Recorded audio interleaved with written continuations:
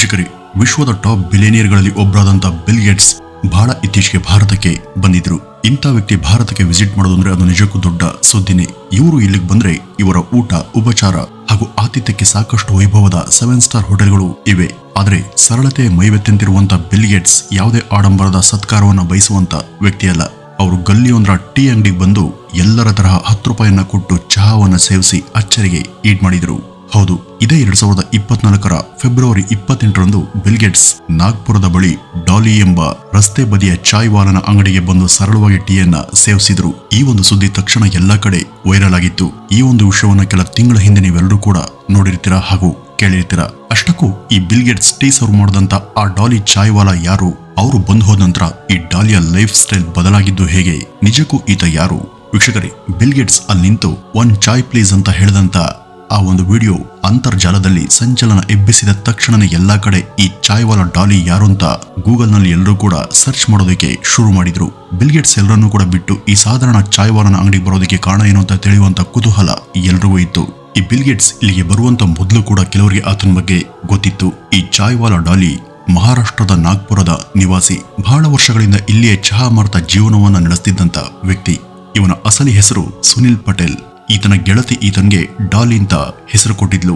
Marathi ಭಾಷಿಕ ಪರಿವಾರದಲ್ಲಿ ಜನಿಸಿದಂತ Daali basically ತನ್ನೊಬ್ಬ ಮಧ್ಯಮ ವರ್ಗದ ವ್ಯಕ್ತಿ.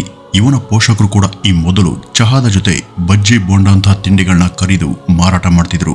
ಡಾಲಿ ಕೂಡ ಹೆಚ್ಚು ಓದಂತ ವ್ಯಕ್ತಿ ಅಲ್ಲ. 10ನೇ ತರಗತಿ ಪೂರೈಸಿರುವಂತ ಈತ ಮುಂದೆ ಓದ್ಲಿಲ್ಲ. 10ನೇ ತರಗತಿ ಮುಗಿದ ಬಳಿಕ ಡಾಲಿ ತನ್ನ ಕುಟುಂಬದವರ ಕಸುಬಾಗಿದ್ದಂತ ಟೀ ವ್ಯಾಪಾರದಲ್ಲಿ ತಾನು ಕೂಡ ತೊಡಕೊಂಡ. ಈತ ಟೀಯನ್ನ ತುಂಬಾ ರುಚಿಕರವಾಗಿ ಮಾಡ್ತಾನೆ. ಬಜ್ಜಿ, ಪಕೋಡ ತರಹದ ತಿಂಡಿಗಳನ್ನ ಅಚ್ಚುಕಟ್ಟಾಗಿ ಮಾಡುವಂತ ಡಾಲಿಯ ಕೈರುಚಿ ಅಲ್ಲಿ ಎಲ್ರಿಗೂ ಅಚ್ಚುಮೆಚ್ಚು. ಇವನು ಚಹಾ ಮಾಡುವಂತ ಶೈಲಿನೇ ವಿಭಿನ್ನ. ಬಡ ವರ್ಗದ ವ್ಯಕ್ತಿಯಾದ್ರೂ ಡಾಲಿಗೆ ಎಲ್ಲರ ತರಹ ಎಲ್ಲರ ಜೊತೆ ಬೆರೆತು ಮನಸ್ಫೂರ್ತಿಯಾಗಿ ಜೀವಿಸಬೇಕು ಅಂತ ಆಸೆ. ಬಡತನ ಇದ್ರೂ ಕೂಡ ಎಲ್ಲರ ಹಾಗೆ ಸಮೃದ್ಧವಾಗಿ ಜೀವನ ಮಾಡುವಂತ ಬಯಕೆ ಆತನದ್ದು. ಅವನು ಶೋಕಿಲಾಲ. ಒಳ್ಳೆಯ ಬಟ್ಟೆ, ಕಿವಿಗೆ ಓಲೆ, ವಿಭಿನ್ನ ಹೇರ್ ಸ್ಟೈಲ್ ನೊಂದಿಗೆ ಜನರ ನಡುವೆ ವಿಭಿನ್ನವಾಗಿ ಕಾಣಿಸ್ಬೇಕು ಅಂತ ಹಂಬಲ ಆತನದ್ದು. ಚಿಕ್ಕಂದಿನಿಂದಲೂ ಕೂಡ ಇವನಿಗೆ ಹೊಸ ಬಟ್ಟೆನ ಧರಿಸುವಂತ, ಮೈಕೈಗೆಲ್ಲ ಆಭರಣ ಧರಿಸುವ, ವಿಚಿತ್ರ ಹೇರ್ ಸ್ಟೈಲ್ ಅನ್ನ ಮಾಡಿಕೊಳ್ಳುವಂತ ಹುಚ್ಚು. ಈ ಒಂದು ವಿಚಿತ್ರ ಶೋಕಿನೇ ಇವನನ್ನ ಎಲ್ಲರಿಗೂ ಇವತ್ತು ಹೆಚ್ಚು ಮುನ್ನೆಲೆಗೆ ಹಾಗೂ ಪ್ರಸಿದ್ಧಿಗೆ ತರುವ ಹಾಗೆ ಮಾಡಿದೆ.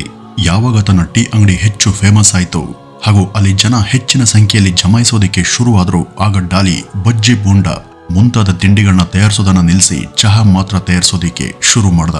ಇವನು ಹಾಲಿನ ಪ್ಯಾಕೆಟ್ ಹಿಡಿದು ಟೀ ಪಾತ್ರೆಗೆ ಅದನ್ನ ಕತ್ತರಿಸಿ ಸುರಿಯುವಂತ ಶೈಲಿನೇ ವಿಭಿನ್ನ. ಅದನ್ನ ನೀವು ಕೂಡ ರೀಲ್ಸ್ ಗಳಲ್ಲಿ ನೋಡಿರಬಹುದು. ತನ್ನ ಗ್ರಾಹಕರನ್ನ ಸದಾ ನಗುಮುಖದೊಂದಿಗೆ ನಗಿಸಿ ಮನರಂಜಿಸುವಂತ ಇವನ ಗುಣ ಇಲ್ಲಿ ಎಲ್ರಿಗೂ ಅತ್ಯಂತ ಅಚ್ಚುಮೆಚ್ಚು. ಇವನು ಹಾಲನ್ನ ಕಾಯಿಸಿ ಟೀ ಮಾಡಿ ಅದನ್ನ ಲೋಟಕ್ಕೆ ಸುರಿದು ಜನರ ಕೈಗೆ ಕೊಡೋವರೆಗೂ ಅವನ ಹಾವಭಾವವನ್ನು ನೋಡೋದೇ ಚಂದ. ಅವನು ಚಹಾವನ್ನ ತಯಾರು ಮಾಡುವಂತ ಆ ವಿಚಿತ್ರ ಶೈಲಿಯನ್ನ ನೋಡ್ಬೇಕು ಅಂತಾನೆ ಅಲ್ಲಿ ಜನ ಸೇರ್ತಾರೆ. ನಾಗ್ಪುರದಲ್ಲಿ ಡಾಲಿಯ ಚಹಾ ಅಂಗಡಿ ನಂಬರ್ 1 ಚಾಯ್ ಪಾಯಿಂಟ್ ಅಂತಾನೆ ಕರ್ಸ್ಕೊಂಡಿದೆ. ಜನ ಮುಗಿಬಿದ್ದು ಈತನ ಅಂಗಡಿಯಲ್ಲಿ ಟೀಯನ್ನ ಕುಡಿಯೋದಕ್ಕೆ ಬರ್ತಾರೆ. ಬರುವಂತ ಜನ ಇವನು ಚಹಾ ಮಾಡೋದನ್ನ ಮೊಬೈಲ್ ನಲ್ಲಿ ವಿಡಿಯೋ ಚಿತ್ರೀಕರಣವನ್ನ ಮಾಡ್ಕೊಳ್ತಾರೆ. ಅದನ್ನ ರೀಲ್ಸ್ ನಲ್ಲಿ ಪ್ರಚಾರ ಮಾಡ್ತಾರೆ. 2007ರಿಂದನೂ ಕೂಡ ನಾಗ್ಪುರದ ಡಾಲಿ ತನ್ನದೇ ಆದಂತ ಒಂದು ಹೆಸರನ್ನ ಸಾಧಿಸಿಕೊಂಡು ಬಂದಂತ ವ್ಯಕ್ತಿ.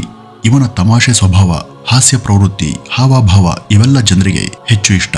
ಅವರಿಂದ ಹಣವನ್ನ ಪಡೆಯುವಾಗ ಈ ಡಾಲಿ ಸಾಧ್ಯವಾದಷ್ಟು ನಗಿಸೋದಕ್ಕೆ ಪ್ರಯತ್ನ ಪಡ್ತಾನೆ. ಅಷ್ಟು ಜನರಿಗೆ ತಾನೊಬ್ಬನೇ ಚಹಾ ತಯಾರಿಸಿ ಕೊಡೋದು ರಿಸ್ಕ್ ನ ಕೆಲಸ. ಈ ಒಂದು ರಿಸ್ಕ್ ಅಲ್ಲೂ ಕೂಡ ಅವನು ತನ್ನ ಹಾಸ್ಯ ಪ್ರಜ್ಞೆಯನ್ನ ಮರೆಯಲ್ಲ. ಜೀವನದಲ್ಲಿ ಎಷ್ಟೇ ಒತ್ತಡ ಇದ್ರೂ ಕೂಡ ನಗು ತುಂಬಾ ಮುಖ್ಯ ಅಂತ ಈತ ಪರೋಕ್ಷವಾಗಿ ಜನರಿಗೆ ಮನವರಿಕೆ ಮಾಡ್ತಾನೆ.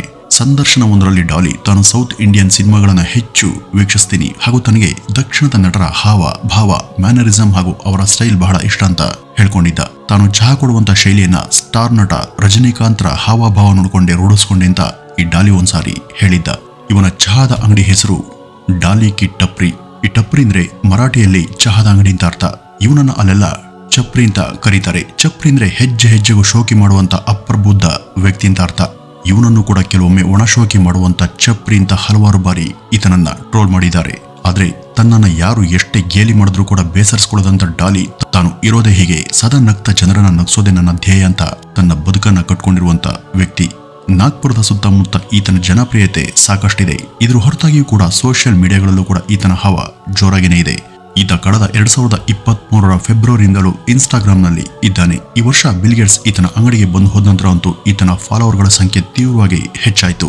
ಈತನ ಟೀ ಅಂಗಡಿ ಈಗ ಒಂದು ಹಾಟ್ಸ್ಪಾಟ್ ಆಗಿ ಬದಲಾಗಿದೆ. ಅನೇಕ ಸುಪ್ರಸಿದ್ಧ ವ್ಯಕ್ತಿಗಳು ಈಗ ಅಲ್ಲಿಗೆ ಭೇಟಿಯನ್ನು ಕೊಡೋದಕ್ಕೆ ಶುರು ಮಾಡಿದ್ದಾರೆ. ತೆಲುಗು ಹೀರೋ ನಾನಿ ಬಹಳ ಇತ್ತೀಚೆಗೆ ತಮ್ಮ ದಸರಾ ಚಿತ್ರದ ಪ್ರಮೋಷನ್ ವೇಳೆ ಇಲ್ಲಿಗೆ ಬಂದಿದ್ರು. ಆ ಬಳಿಕ ನಟ ಆಶೀಶ್ ವಿದ್ಯಾರ್ಥಿ ಹಾಗೂ ನಟಿಯರು ಕೂಡ ಇಲ್ಲಿಗೆ ಬಂದು ಡಾಲಿಯ ಟೀಯನ್ನ ಸೇವಿಸಿದ್ದಾರೆ. ಬಿಲ್ ಗೇಟ್ಸ್ ಇಲ್ಲಿಗೆ ಬರುವಂತ ಮೊದಲು ಕೂಡ ಡಾಲಿಯ ಈ ಚಹಾ ಅಂಗಡಿ ಬಹಳ ಫೇಮಸ್ ಆಗಿತ್ತು. ಬಿಲ್ ಗೇಟ್ಸ್ ಇಲ್ಲಿಗೆ ಬಂದದ್ದು ಚಹಾವನ್ನ ಸೇವಿಸೋದಕ್ಕಲ್ಲ, ಅವರು ಇಲ್ಲಿಗೆ ಬಂದದ್ದು ಮೋದಿಯವರ ಭೇಟಿಗೆ ಹಾಗೂ ಇಲ್ಲಿಯ ಟೆಕ್ನಾಲಜಿ ಗ್ರೋತ್ ಬಗ್ಗೆ ತಿಳಿಯುವಂತ ಸಲುವಾಗಿ. ಅವರು ಭಾರತಕ್ಕೆ ಬಂದು ಪ್ರಧಾನಿಯವರನ್ನ ಭೇಟಿಯಾಗಿ ಇಲ್ಲಿಯ ಅನೇಕ ಊರುಗಳನ್ನ ಸುತ್ತಾಡಿ ಸಿಟಿಯ ಕೆಲ IIT ಕೇಂದ್ರಗಳು ಕೂಡ ವಿಸಿಟ್ ಅನ್ನ ಕೊಟ್ಟಿದ್ರು. ಆಗ ಡಾಲಿಯ ತಂಡದ ಕೆಲವರು ಬಿಲ್ ಗೇಟ್ಸ್ ಬಂದಿರುವ ಬಗ್ಗೆ ಗೊತ್ತಾಗಿ ಅವರನ್ನ ಡಾಲಿಯ ಬಳಿ ಸೇರಿಸುವಂತ ಪ್ರಯತ್ನವನ್ನ ಮಾಡ್ತಾರೆ. ಡಾಲಿ ಬಿಲ್ ಗೇಟ್ಸ್ಗೆ ಚಹಾವನ್ನ ಕೊಟ್ಟದ್ದು ನಾಗ್ಪುರದಲ್ಲ. ಬಿಲ್ ಗೇಟ್ಸ್ ರವರ ಬರುವಿಕೆ ಖಾತ್ರಿಯಾದ ನಂತರ ಡಾಲಿಯನ್ನ ನಾಗ್ಪುರದಿಂದ ಹೈದರಾಬಾದ್ಗೆ ಕರೆಸ್ಕೊಂಡು ಅಲ್ಲೊಂದ್ ಕಡೆ ಚಹಾದ ಅಂಗಡಿಯ ಸೆಟ್ ಅನ್ನ ಹಾಕಿ ಬಿಲ್ ಗೇಟ್ಸ್ ರನ್ನ ಕರೆಸಿ ವಿಡಿಯೋವನ್ನ ಮಾಡಲಾಯಿತು.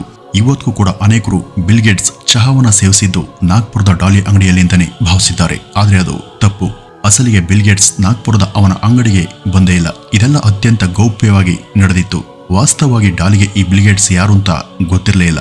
ತಾನು ಅವ್ರಿಗೆ ಚಹಾ ಕೊಡೋವರೆಗೂ ಡಾಲಿಗೆ ಬಿಲ್ ಗೇಟ್ಸ್ ಯಾರು ಅಂತಾನೆ ಗೊತ್ತಿರಲಿಲ್ಲ. ಅವರೊಬ್ಬ ಆಗರ್ಭ ಶ್ರೀಮಂತ ವ್ಯಕ್ತಿ ಹಾಗೂ ಮೈಕ್ರೋಸಾಫ್ಟ್ ನ ಓನರ್ ಎಂಬ ವಿಷಯ ಡಾಲಿಗೆ ಗೊತ್ತಿರಲಿಲ್ಲ. ಒಟ್ಟಲ್ಲಿ ಬಿಲ್ ಗೇಟ್ಸ್ ಅಲ್ಲಿಗೆ ಬಂದು ಹೋದ ನಂತರ ಅಂತೂ ಡಾಲಿಯ ಖ್ಯಾತಿ ಸಾಕಷ್ಟು ವೃದ್ಧಿಯಾಯಿತು. ಇವತ್ತು ಯೂಟ್ಯೂಬ್ ನಲ್ಲಿ ಆತನಿಗೆ ಮಿಲಿಯನ್ ಗಟ್ಟಲೆ ಚಂದದಾರಿದ್ದಾರೆ.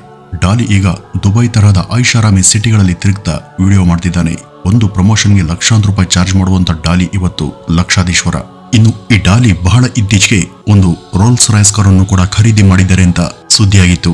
ಆತ ರೋಲ್ಸ್ ರಾಯ್ಸ್ ಕಾರ್ ಮುಂದೆ ನಿಂತು ತೆಗೆಸಿಕೊಂಡಿರುವಂತ ಒಂದು ಫೋಟೋ ಸೋಷಿಯಲ್ ಮೀಡಿಯಾದಲ್ಲಿ ಸಖತ್ ವೈರಲ್ ಆಗಿತ್ತು. ಆದ್ರೆ ಇದು ಸುಳ್ಳು ಸುದ್ದಿ. ಆತ ಆ ಒಂದು ಕಾರ್ ಮುಂದೆ ನಿಂತು ತೆಗೆಸಿಕೊಂಡಂತ ಫೋಟೋ ನಿಜಾನೇ, ಆದ್ರೆ ಅದು ಆತನ ಕಾರಲ್ಲ.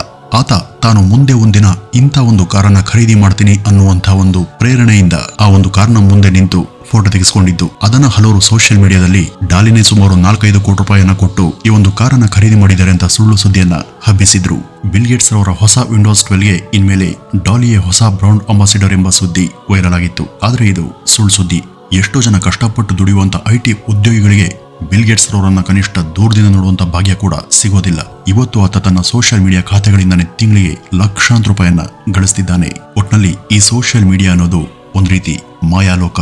ಇಲ್ಲಿ ಯಾರು ಯಾವಾಗ ಯಾವ ರೀತಿ ಬದಲಾಗ್ತಾರೋ, ತಮ್ಮ ಜೀವನವನ್ನ ಹೇಗ್ ಬದಲಾಯಿಸ್ಕೊಳ್ತಾರೆ ಅಂತ ಹೇಳೋದಕ್ಕೆ ಬರೋದಿಲ್ಲ. ಕೆಲವರು ಸೋಷಿಯಲ್ ಮೀಡಿಯಾದಿಂದ ತಮ್ಮ ಲೈಫ್ ಅನ್ನ ಹಾಳು ಮಾಡ್ಕೊಂಡ್ರೆ, ಇನ್ನು ಕೆಲವರು ಇವತ್ತು ತಮ್ಮ ಬಾಳನ್ನ ಬಂಗಾರ ಮಾಡ್ಕೊಂಡಿದ್ದಾರೆ ಅಂತ ಹೇಳ್ತಾ ಇವತ್ತಿನ ಈ ಒಂದು ವಿಡಿಯೋವನ್ನ ಇಲ್ಲಿಗೆ ಮುಗಿಸೋಣ. ನಮಸ್ಕಾರ.